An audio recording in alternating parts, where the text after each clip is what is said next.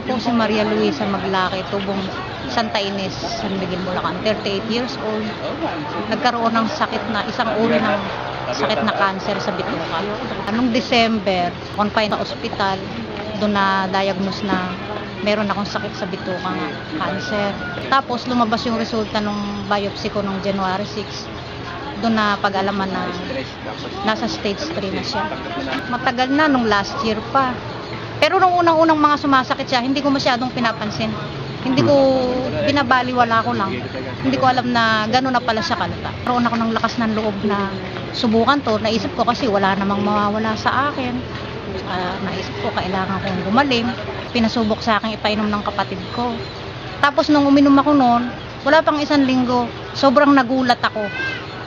Ang laki na ipinagbago ko. Lumakas talaga ako, lumakas akong kumain. Parang halos walang nangyari sa akin. Maliban na lang dito sa nabago sa tiyan ko. Ang laki nang naitulong ng herbal na yan, King's Herbal. At syempre, una-una sa tulong na rin ng Panginoon. Binigyan pa niya ako na isa pang pagkakataon na mabuhay. Lumakas ako, hindi na ako nagsusuka. Nagkaroon na ako ng ganang kumain. Sobrang ang laki na ipinagbago ko. Simula nung uminom ako. Sa ngayon, wala pa akong 1 buwan umiinom. Ang laki na, nakakalakad na ako. Dati, ibinabangon na ako ng mga kapatid ko. Hindi na ako makakain. Ang laki na naitulong sa akin pagbabago.